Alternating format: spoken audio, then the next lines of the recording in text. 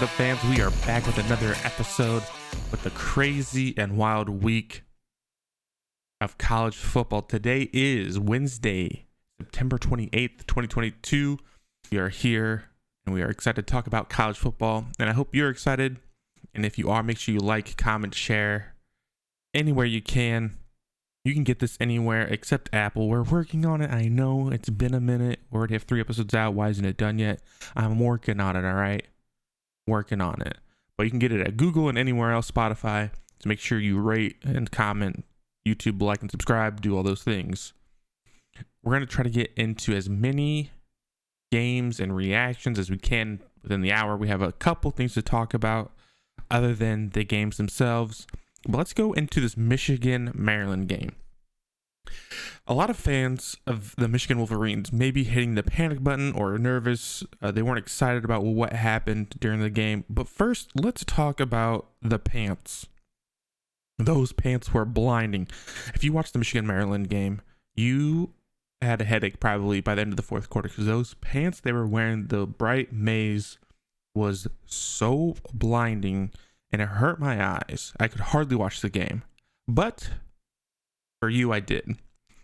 Let's count to 3 together. 1, 2, 3. That's how long it took for Michigan to score for its first points. When you start a game by recovering a muffed opening kickoff, and then you score right after, first play right after, you kind of expect it to be an easy game. But that didn't happen. The expectations were not met if I'm a Michigan Wolverine fan, which I am not. But if I am a fan of those Wolverines, I would be a little nervous. I wouldn't hit the panic button, but I would have expected to win handedly. That's how the game started. But not in Ann Arbor, Michigan. No sir, no ma'am. Michigan needs to figure out who their play caller is. You could tell if you watched closely that there were different rhythms. You'd start getting to rhythm and then something would change. You would start running the ball a lot, which we'll get into that because Corum, wow. But you would run the ball or you would be passing and then a jet sweep comes in randomly. And it feels like that because Michigan has co-offensive coordinators. They have 2 offensive coordinators, and one's calling a play for a couple plays and the other one is. You're calling plays left and right with different rhythms, and it's just making the team struggle because once you get into that rhythm, that's when your gas is on the pedal and you just keep driving. But if you have to take the pedal off the gas a little bit and then go a little bit, it's just very confusing for the team, and they just couldn't get into a rhythm. And I honestly think Michigan loses this game if it wasn't for Blake Corum. They would have easily lost this game. Just in the first half, Blake Corum had 132 rushing yards. Which is more than what Maryland had all game. That is an insane statistic right there. Corum ended the day with 30 carries, 243 yards, and one of the best rushing displays of the season. That alone just couldn't keep Michigan in front. I think because of some of the abhorrent plays made by J.J. McCarthy, fumbling the ball twice and overthrowing multiple wide receivers and even almost throwing an interception in the end zone late in the fourth quarter. He did end the day with what you would see as on the box score good stats, 220 passing yards. And it wasn't like a bad game for him if you're just looking at the stats, but it definitely showed the inexperience, and it proved that he needs and can do better. Learning to throw the ball away when not seeing anyone open. Iowa is going to be tough for JJ. And I think that he may have been the right choice. It's still hard to tell because really, if you look at it, Michigan hasn't played anyone.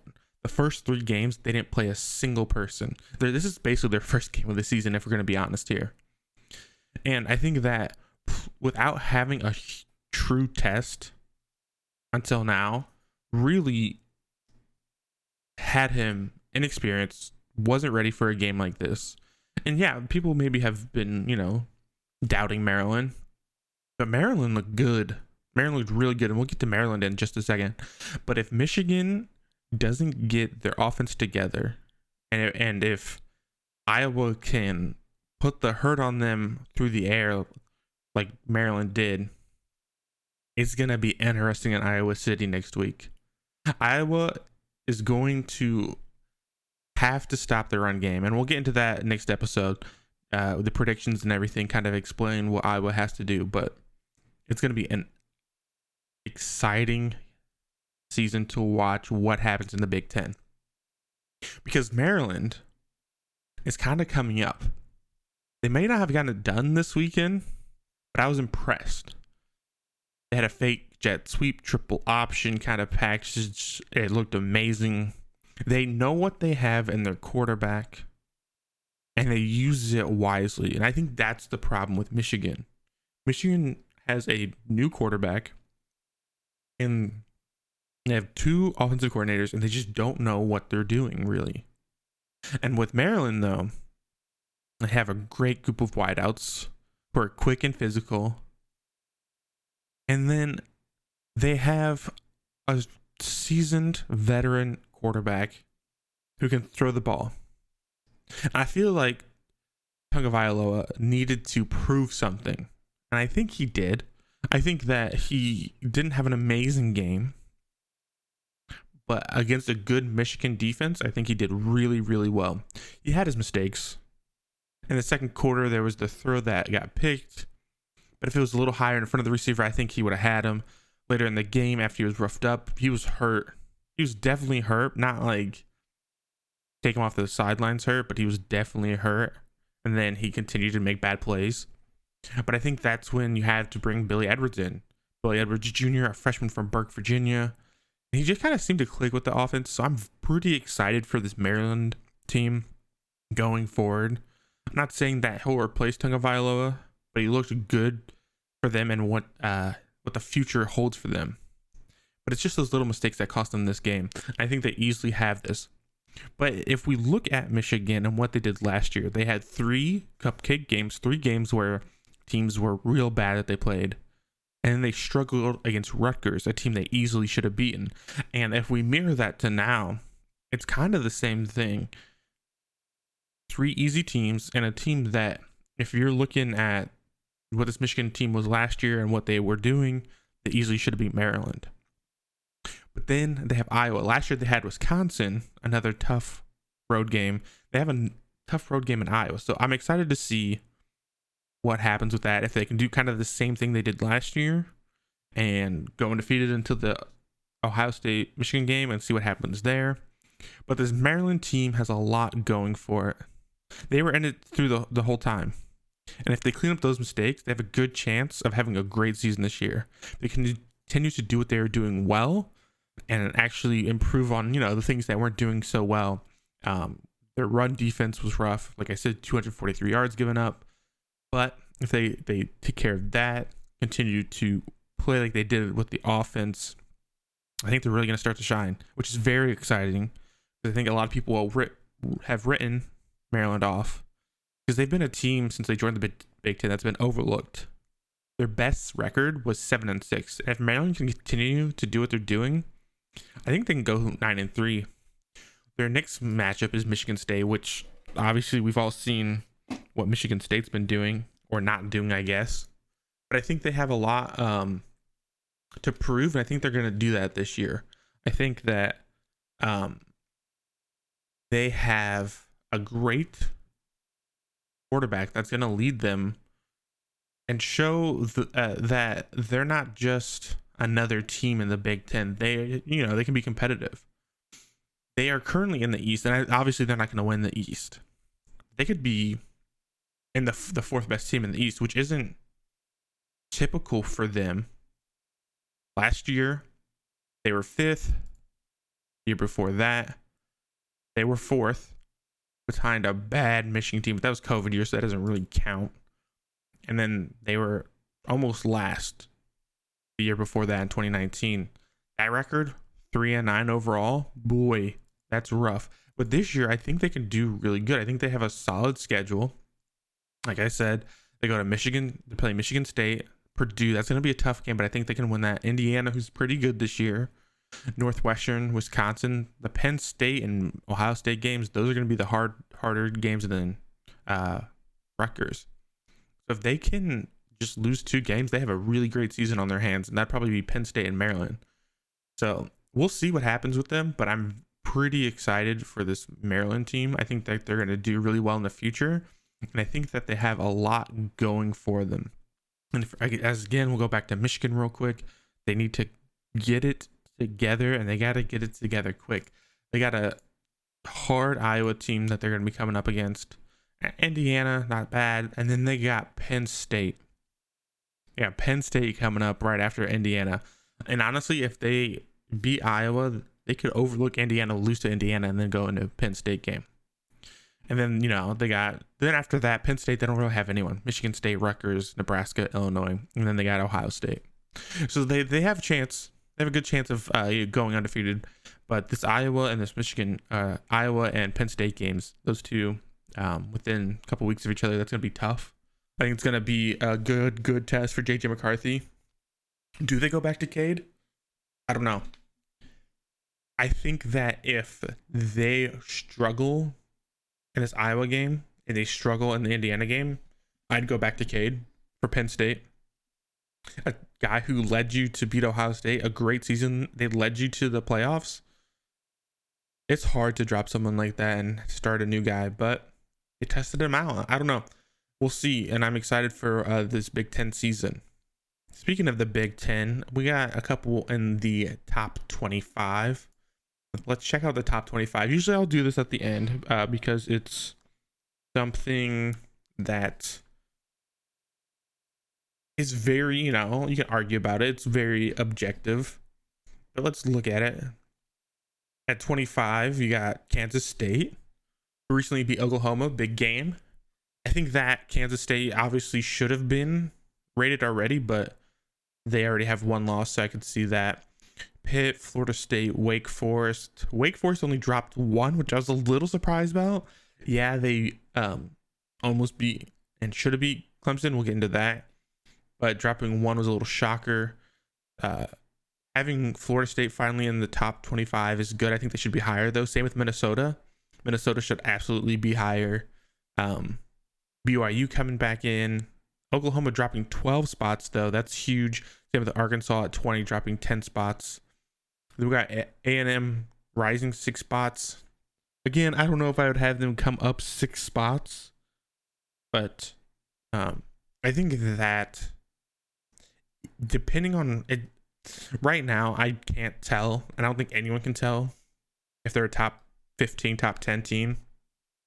But I definitely think that right now, if I looked at them, I would put them 20th or 21st, and I put Arkansas a little higher than them, even though they just beat Arkansas. I think that on any given day, I feel like Arkansas on a neutral field, again, could beat them. That kick was crazy. If you didn't see that field goal, it's just mind-blowing. And then we go Baylor at 16, Washington at 15, move up 3 spots. Ole Miss.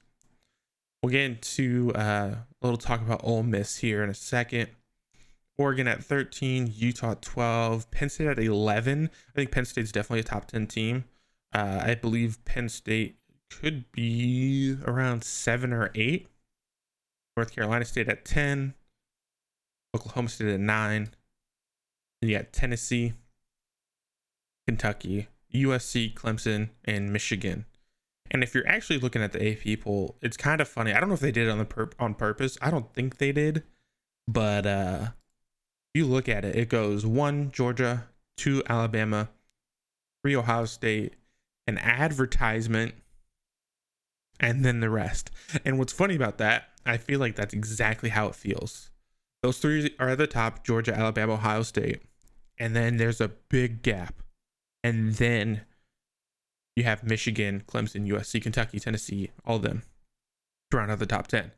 And I think most, if not all, those schools could beat one another after Ohio State. There's that big gap, and I think that is true because they would have a hard time beating those top 3. Anyone below those 3, I think Michigan and Clemson would be a close game. Clemson, USC, USC, Tennessee, Oklahoma State, NC State. I think all those would be close games, but I don't think anyone would touch the Georgia, Alabama, or Ohio State right now. And that's right now. All of this could change. There are injuries. Teams are kind of still figuring themselves out. This is we just had week 4 going into week 5. Um, and like we were just talking about how Michigan had a good chance of losing and had a really hard time against Maryland, but Ohio State absolutely dominates Wisconsin. Which, if we're going to talk about that real quick, I think Ohio State absolutely should be number 2. Georgia's still number 1. They had a struggle with Kent State, but Ohio State also had Toledo put up a bunch of numbers against them. But I think Ohio State is 2, Alabama's 3. And I just truly think that 4 through like 15 at least, maybe 4 through 20, you could mix match them. I don't think Clemson's number 5, but I think they're in the top 20, maybe top 15. Same with USC. I don't think USC's number 6. I think they're lower, but all those you could really mix and match. Like I said, though, Penn State, if I was gonna rank them, I'd rank them higher. Utah, I would probably rank them lower because I think they're already going to lose to Oregon. They're going to lose to Washington probably, so I'd rank them lower. This Ole Miss Kentucky game coming up, that's going to change and move things. Tennessee at LSU, that's going to change and move things. So there's a lot of games coming up that are very exciting because it's going to change and kind of move the landscape around. But I think that the AP poll basically has it right. 1, 2, 3. Ohio State, Alabama flip and reverse, but then everyone else is kind of a mix. Kansas, though, the Jayhawks being out of this, I think is ridiculous. If I was going to replace the team, I would probably drop Wake Forest out of it completely and put Kansas in there. Just because the fact that I think Kansas just looks better than Wake Forest right now. But again, I think if you have those two match up, it's going to be a close game. So it's not like a huge big deal or any kind of difference. It's really just that these teams are close enough that really the top that's 25. Kansas is probably 26, Cincinnati 27, Florida 28. All those at the bottom getting votes: Washington State, Syracuse, Oregon State, Texas Tech, LSU, UCLA, Tulane, and TCU. All those teams that are getting votes, I think, could also easily be in the top 25 and could play one another. These Oklahoma and Arkansas teams, though, those are tough. I think that Oklahoma game, because it was a Kansas State team that was already had a 1 loss. I think that it hit Oklahoma a lot harder than it should have. But they do play a good TCU team coming up. But I think that AP poll basically got it right. Other than the top 3, I would again flip Alabama, Ohio State. But I think Ohio State's going to beat Rutgers and Alabama's going to go up against Arkansas. That'll be a exciting and intriguing game to see kind of what happens from that. But yeah, AP poll basically got it right for the most part. But it's hard to say with things that, like, we get to see NC State versus Clemson coming up, and that's going to be another game that's going to decide the 4th team, really. Because right now, if you look at it, I feel like easily Ohio State, Alabama, Georgia make the playoffs. I think that if we look at it today, NC State takes on Clemson. I think that NC State will most likely beat Clemson especially if Clemson is playing like they did against Wake Forest. I don't think Clemson's as good as people think. Yeah, they had a great game, and we'll get into that here. But NC State plays Clemson this weekend, and then Florida State, which is going to be a tough game, and then Syracuse, Virginia Tech, Wake Forest, Boston College, Louisville, North Carolina. If NC State wins out, obviously they go to the top.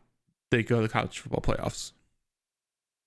If USC and NC State went out, I think that North Carolina State still makes the playoffs.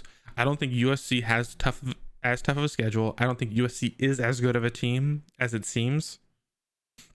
And I think that it really will come down to if Clemson or NC State went out, obviously they're going to make the playoffs. USC people like a lot. They think they're flashy. Their turnover margin's insane. But I don't think they're as good as people really are saying. And USC, they have a bad schedule. If you want to see one of the weaker schedules of college football, and I don't think it's their fault per se, but they struggled against a good Oregon State team. Now they got Arizona State. That's going to be a blowout. Then they got Washington State, which gave up a lot of points in the fourth quarter to Oregon. So I don't know if I trust Wazoo right now. And then they play Utah, which I think Utah's still not as good as people think. Arizona, Cal, Colorado, UCLA, then a not great Notre Dame team.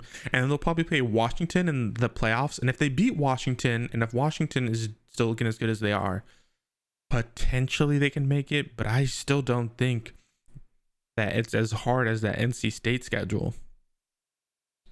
Unless you have 3 SEC teams, which I think is highly unlikely. But I also think is possible if Tennessee or Kentucky do really well this season. The problem is they have to play Alabama or Georgia eventually in their season, or both. And so that's really difficult to do and also make it to the playoffs. But it's possible. I don't think anyone from the Big 12 is going to make it to the playoffs. I think it's either going to be 2 SEC teams, a Big 10 team, and ACC, or potentially 2 SEC teams and 2 Big 10 teams. But I really don't see anyone else. Maybe Washington, but Washington also has the same problem as USC has. Again, it's not their fault. It's just kind of how the Pac-12 is. Because Washington plays UCLA, Arizona State, Arizona, Cal, in their next 4 games. That's pretty weak. But then they go Oregon State, Oregon, then they play Colorado, and then they play Washington State. They did play a good Michigan State. Well, they did play Michigan State, which at the time looked really good.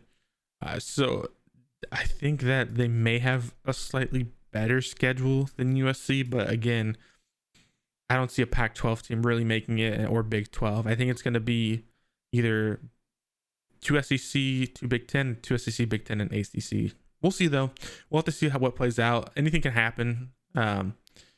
We watched Texas A&M lose. We watched Georgia allow Kent State to put up a bunch of numbers. So anything can happen right now. We'll see what happens, though, and it'll be exciting. And we've been talking about Clemson, and I really feel that they should have lost. Let's dive into that game real quick against Wake.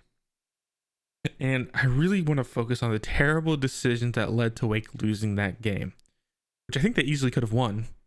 Sam Hartman had an amazing game. And I want to touch on this one quickly because I know we got a lot else to go through. Tennessee, Florida. I want to hit on Virginia, Syracuse because it's a very important topic that happened there. But it was a crazy battle of quarterbacks between Clemson and Wake. A true spectacle to watch. Sam Hartman and DJ, I'm not going to try to pronounce his name, go out there and put on a show. Big Cinco, if you would.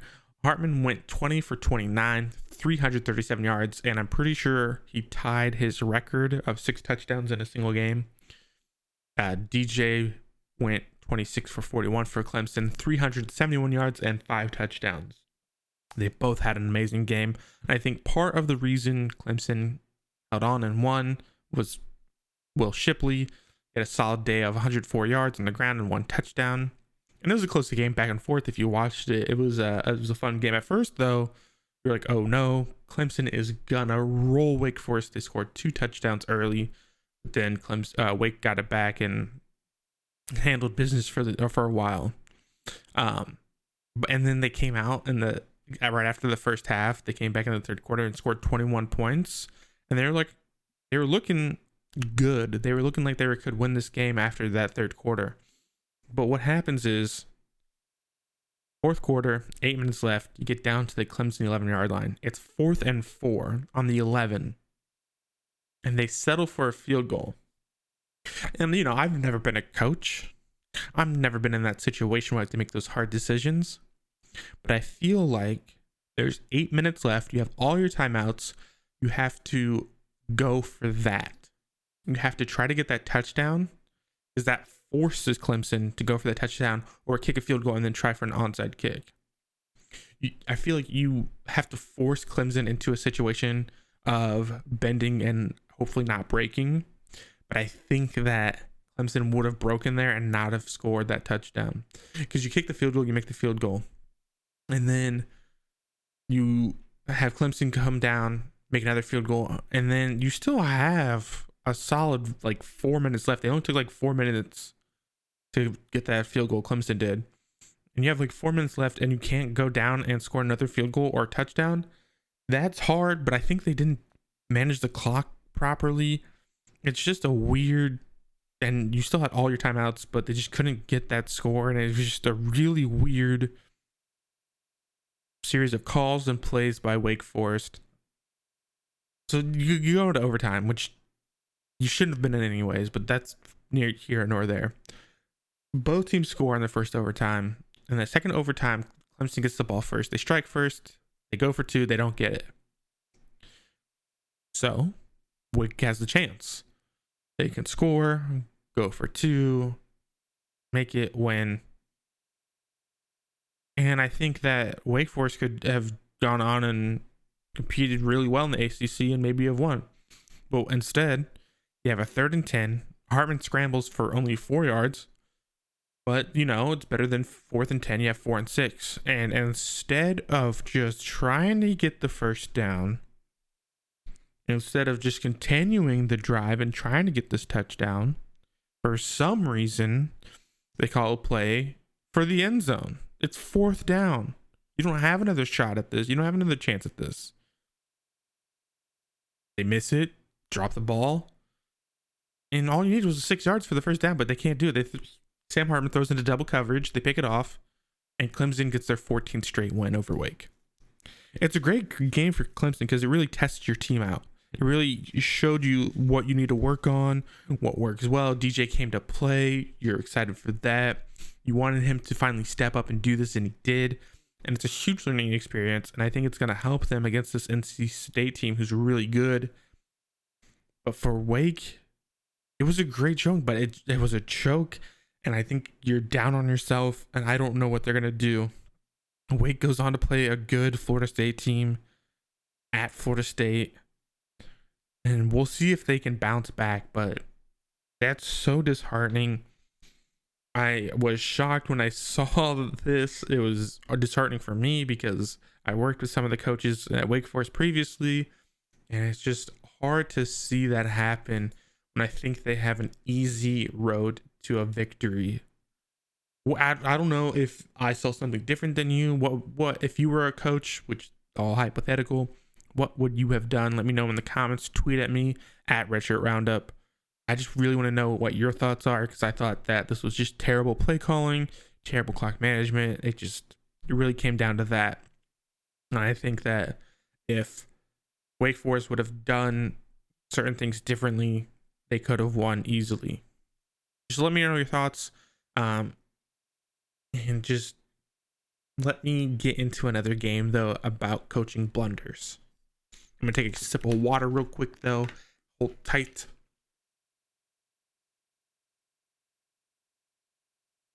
All right. Coaching blunders. All right. Coaching blunders also showed up in the Florida-Tennessee game. Billy Napier, probably not listening to this, but if you are, we got to work on math here, brother. And you're not the only one. I'm not good at math. But why are we going for 2-point conversion when you're down by 17? Let me do math real quick for you. 7 plus 7, that's 2 touchdowns and the point after. 14 plus a field goal, that's 17. You only need 3 scores to tie up the game. 2 touchdowns and a field goal. But instead, you go for 2 to try and win the game. But you still have 5 minutes left. So now you're down 11. You missed that. You're down by 11. So you have to get a touchdown, and you have to get a 2-point conversion and a field goal. You have to at least tie the game and go to overtime. You put yourself in a position where you have to go for 2. Luckily, that hard decision was getting easier for you. You had a chance, and you got the onside kick the second time. But instead of having to go for an easy PAT, you have to go for 2, and you miss both. And then You only needed a field goal after that, but you just couldn't get it done because you put yourself in a corner. You push yourself in a corner. I think that's just the worst thing you can do in a college football. If you put yourself in a situation where you have to score a touchdown. Now, if the other team did it, that's a whole nother story. But you put yourself there. Anthony Richardson had his best game. He finally got a touchdown. He had 4 total touchdowns. He's finally threw one, over 450 yards passing. But you put yourself in a situation to lose the game or to make it at least harder for yourself to win the game or at least go to overtime. I'd much rather go to overtime than screw up a situation where you have to go for 2 and have to try to win the game. I'd much rather do that. Florida has a lot of work to do still. They should not have been in the game at the end. Tennessee kind of gave up their lead. They were basically winning, and then they laxed. I think they got relaxed. They chilled. They're like, oh, we got this game in hand. And Florida was like, not so fast, my friends. We are going to try to come back and win. And they were close. But Billy Napier just made bad decisions. And that's just heartbreaking. Heartbreaking for them, heartbreaking for anyone watching. Because, yeah, you want to see a close game. But if you're watching a game where the coach just can't make the right decisions. And I don't think he's going to lose anything. I don't think the team's going to have like any problems moving forward. I think they're going to kind of regroup and go out and have some good games. But just, it's hard. Especially when you're seeing coaches like Herm Edwards, Scott Frost, coach at Georgia Tech, just get fired. I don't think Bill Napier has any possibility of getting fired anytime soon. But I think if decisions like that keep getting made, it's scary. It's scary not just for him, but for Florida fans. Usually, I don't make predictions like that, but if something like that happens again, I think he gets in the hot seat.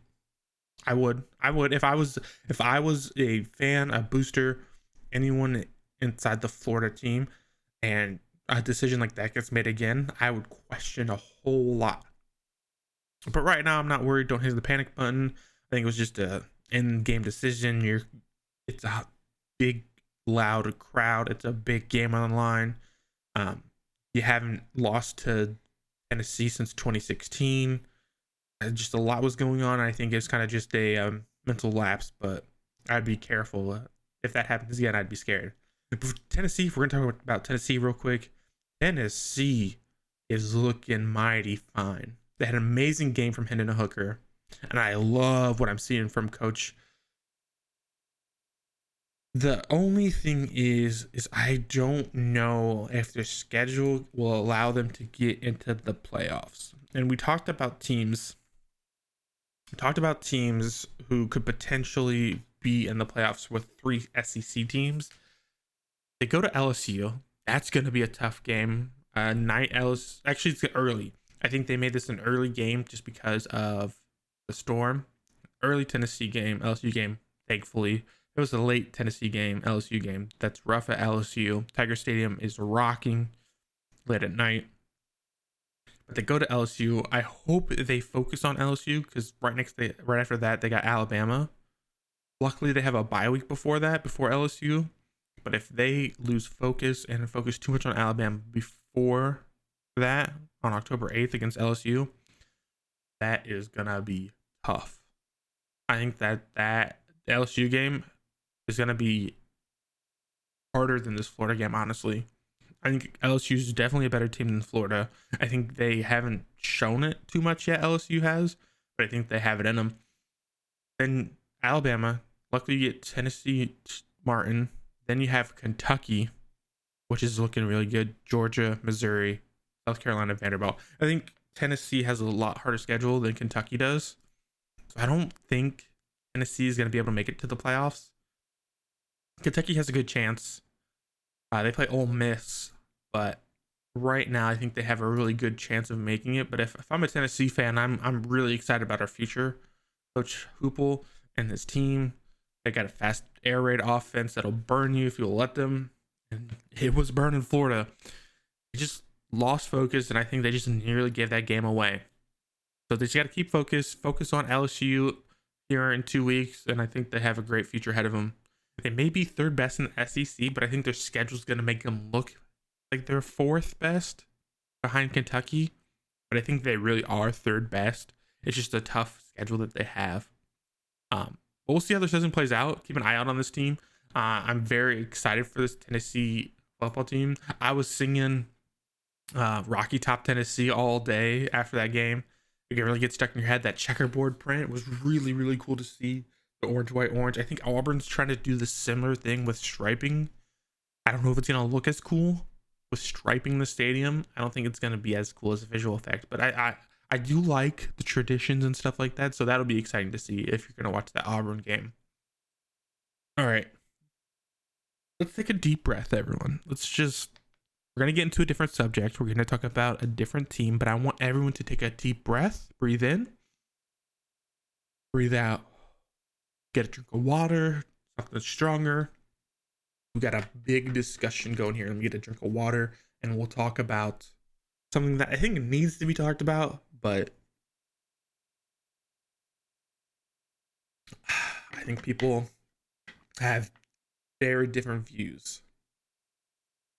Anyone watch Friday Night Football? Any Friday night college football fans here? Let's talk about a game that happened on Friday, Syracuse against Virginia. And we're not going to really break down the game because there's just a really important play that happened. And I think it needs to be touched upon. And I think that if you watch the Baylor-Iowa State game, you also know what I'm talking about. I tweeted we're going to talk about this. So make sure, like I said, make sure you follow because I tweeted a little hint about this. Targeting. Gasp. Shock. Awe. Targeting has been around since 2008. And is arguably probably the most broken rule in college football and football in general. And there are, I think, 3 camps. There are 3 different kind of groups, and I'll talk about those in a second. But for me, the group I sit in is I absolutely think we should have targeting, but it absolutely needs help and needs to be reworked. I think targeting is beautiful to help protect the defense, and it helps protect the defenseless players, the players that are making tackles. It helps everyone to stay safe. In 2016, they expanded that rule and they added a replay before they eject a player, which is great. Because if you don't know the targeting rule, if you hit a person with the crown of your helmet, you're basically out of the game, especially if they're defenseless. But in 2016, you can now start reviewing those plays. And here, in my mind, is where the problem lies. It's really still up to interpretation. So if you're watching a replay of someone getting hit, so someone is going in for a slide, someone goes in for a tackle, they hit, the defender hits them in the head with his helmet. There was no intent there. He was going for the tackle, no intent at all. There was no malice or any harm that they were trying to become of another player. It was accident. But you're still ejected because it happened. I don't think that should happen at all. I think that there is a solution to this. It's going to be a tough solution, but let's look at the Syracuse game. Third quarter, Syracuse quarterback Garrett Schrader scrambles out of the pocket, and he starts to slide to his knees. First off, the way he slid was terrible. Looks like he was just sliding down to his knees and not like a baseball slide. I think that baseball slide's a lot safer, but that's a whole nother story. Linebacker for Virginia, Nick Jackson, he squares up. He goes for what looks like a good tackle, but then he lowers his head. He puts his eyes to the ground, and his helmet, the top of his helmet, the crown of his helmet, goes right into the jaw area of Schrader. In my mind, watching over, because I watched it multiple times, because obviously people are saying, oh, this is broken. Josh Pate said this is broken. There are people who are saying that this game isn't fun anymore. That's a whole nother story. We'll get into that. But my mind watching it, Jackson never meant to do that. I think that he didn't know he was going to slide for sure, so he just squared up. But he lowered his eyes, lowered his helmet, and that's what happened. And do I think that if by the definition of the rule, was it targeting? Absolutely. By the definition of the current rule, it's targeting. But if you look at it, there are 3 camps to targeting. First camp is ruining college football and makes players weak, and it's not a fun game, and it's just the worst thing ever. 2, it's great. We're protecting our players. It should stay. Nothing should change. People who hurt others should get penalized and ejected. Okay. And 3, which is where I stand, I'm glad we're protecting players, but we need to change the rule. If it's not intentional, we shouldn't throw kids out of a game. We shouldn't ruin their game or their career. If they miss this half of the game, if they first quarter they miss a whole game, that's a whole game of highlights that they won't have for scouts. In my eyes, it should be a 2-strike system. It happens once, still 15-yard penalty. Because I think that teaches you a lesson. Get your eyes up, make sure you're tackling correctly. And then if it happens again, then there's an ejection. People who are saying that's ruining the sport, I saw someone tweet out that they signed up for this. All you want to see is a bloodbath. You want to see gladiators. You don't want to see kids. They're kids. I'm almost 30. They're kids to me. You don't want to see kids getting hurt. That's not what we watch football for. We watch it for the passion. The sport is more popular than it's ever been, and we're continuing to protect our players, and we should be. Does it need work? Absolutely. Is it a bad penalty? No. I don't want a kid who's 19, 20 to have concussion problems, memory problems when they're 30, when they're my age. I probably had plenty of concussions. I probably have memory problems. I have talking problems too, obviously. But I don't want to have to watch a kid get carted off without having any feeling in his body. It's a scary sport. Yes, they know what they signed up for, but just because they signed up for it, that doesn't mean they automatically deserve to get hurt or have to worry about getting hurt. It's not what the sport's about. The sport's about passion. It's about fun. It's about tradition. And it's about having a good time and just getting that energy out, making plays, and just winning and losing. Not trying to destroy the other person. I think if you go into that route, if your mindset's that, you're watching it for the wrong reasons. If you want to watch someone get hurt, you're watching it for the wrong reasons.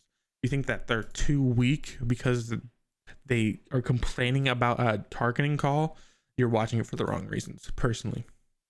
That's my rant.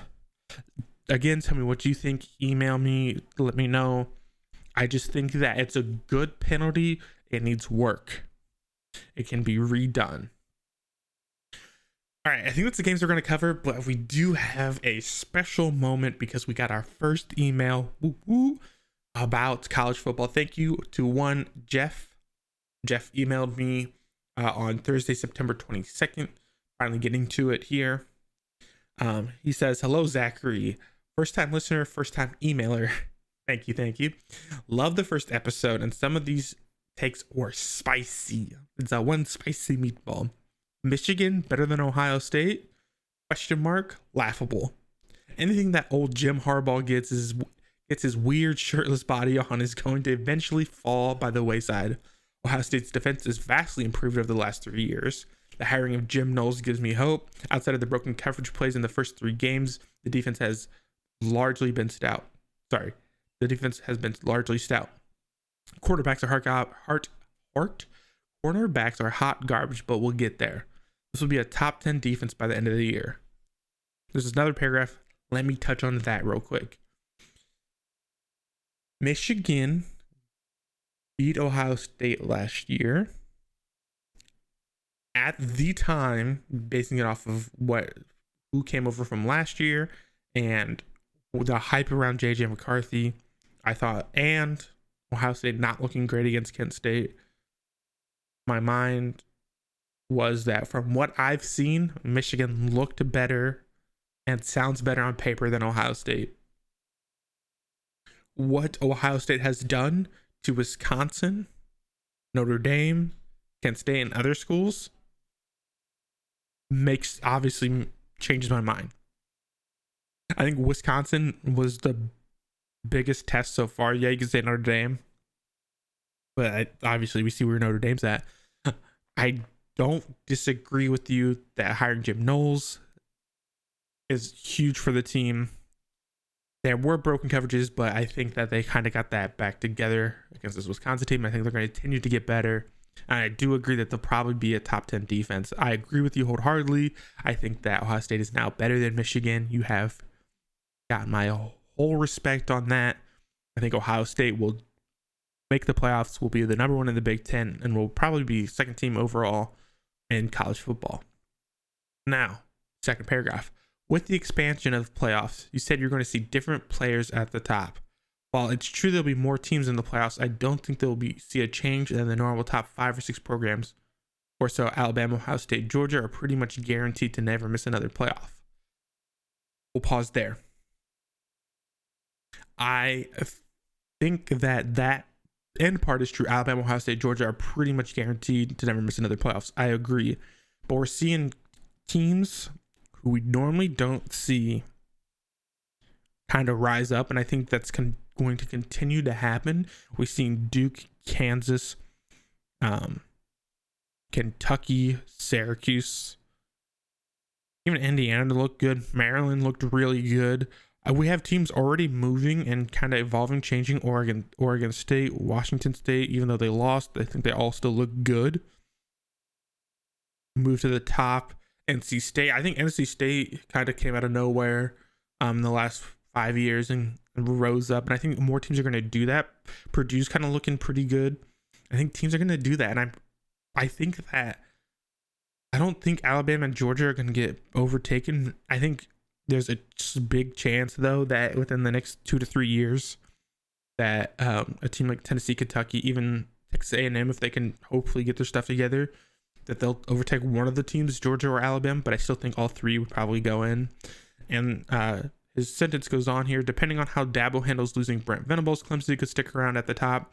I don't know about that. Florida State's looking really good.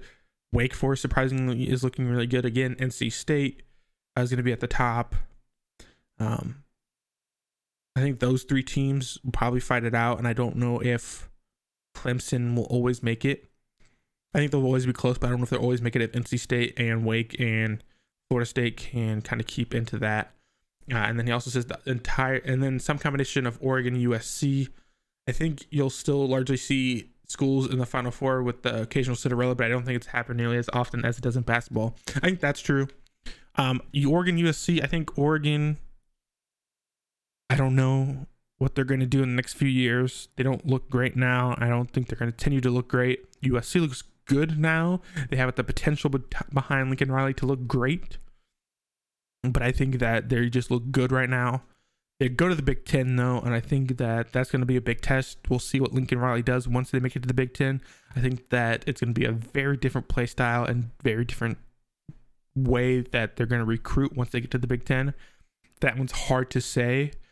I think, again, like you said, USC, if they're going to the Big Ten and there's already Michigan, Ohio State, Penn State at the top 3, USC going in there, 4, I don't see 4 of them going in. I think Penn State or USC may get in, but it's hard to say at this point. But I think you'll have your occasional Cinderellas, but there obviously won't be as many as basketball. Basketball's, I think, a much different sport, obviously, than football. But again, we saw the unthinkable happen with Appalachian State. People weren't expecting that. But yeah, I don't think you're completely wrong. And I think it's hard to tell, but I do think that Alabama, Georgia, I think another SEC team is going to sneak up there. Ohio State, I think is going to stay up there at the top for a long time. I think Michigan has a chance of staying up there in a long time. Big 12 teams, if Texas and Oklahoma are out. Kansas, I'm trying to think of who else could win the Big 12. TCU, Kansas State, Baylor, maybe. We'll see them in there. I'm just excited. It's very exciting. People kind of don't like the expansion. And the realignment, I'm not a fan of. Not a huge fan of the realignment, but I talked on previous episodes, I'm excited for the expansion. And I still stand, and I get what you're saying, but I still stand where I think that teams are going to start recruiting differently because of the expansion. They're going to say, hey, look at us. We can make it to the playoffs every year, especially if you're in a Big 12 or ACC. we have a chance to win a national championship now. Where before, like I said, you could have 3 SEC teams this year. You have 2 Big Ten, 2 SEC teams this year. It's harder to recruit when you don't have a shot at the playoffs. But now I think with Florida State, NC State, Clemson, Wake having a chance to go to the playoffs because they can win their ACC championship, I think they have a solid chance of recruiting. And to finish off this email, Jeff from Dayton says, I think that's all for now. Love the show. It's 6:13 and Michigan still sucks. Diehard Buckeye fan. I know he's missed 0 games in his life. Instead of getting surgery, so he could have a little backstory on Jeff. I think he had rotator cuff or some kind of shoulder surgery, and instead of having shoulder surgery on a Saturday, he decided to have it on his birthday so he didn't have to miss an Ohio State game. Diehard fan, love him to death. Thank you for the shout out. Thank you for the email, and I appreciate it very much. We're gonna preview a little bit of Thursday's podcast. We're gonna talk probably about Mississippi, Kentucky, because that's a big game. Number 7 versus number 14. We're gonna talk about a little bit Arkansas, Alabama, because that's a big game. This North Carolina State, Clemson, we'll touch on that. I definitely want to touch on LSU, Tennessee, Oklahoma State, Baylor. That's a big game. There's a lot of big games. The first 3 weeks of college football are fun because it's back. After that, it gets intense. First 3 weeks fun. Buckle up after that because it gets wild. Texas A&M goes to Mississippi State. You got your Minnesota Purdue game. Florida State, Wake Forest. There's a lot going on here. I'm very excited about it. We're going to touch on some games. We'll probably miss some. Tweet at me if you want me to touch on a certain game. Tweet at me if I missed something that was a huge storyline this past weekend. Let me know and I can look into it and talk about it. Again, if you missed out, Georgia Tech, they fired their coach.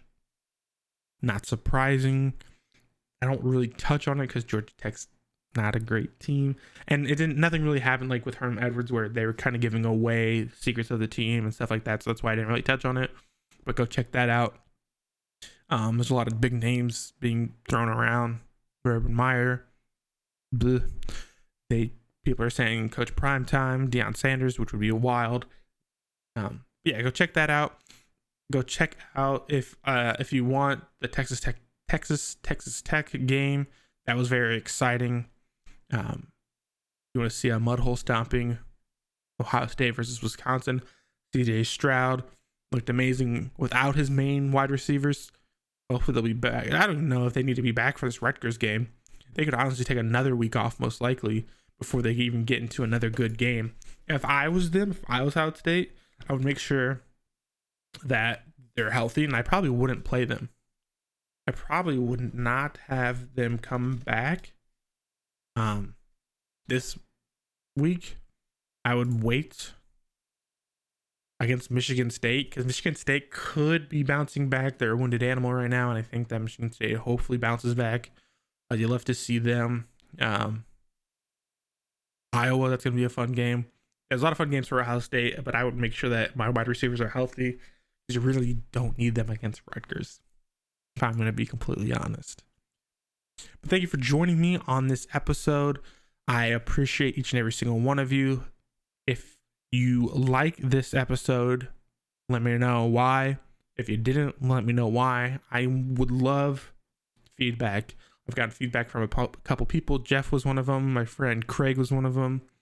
Craig, by the way, from Canada, has a lot of hot takes, and we'll get to those one day. But again, he's from Canada, so what does he know about college football? Am I right? But thank you everyone for listening. I appreciate you. All the shout outs to all my fans, friends, family. I love you. Make sure you hold your loved ones and let them know that they are loved. And I want to let you know that you are loved. I appreciate you for listening, and I hope you have a great day. Thank you, and good night.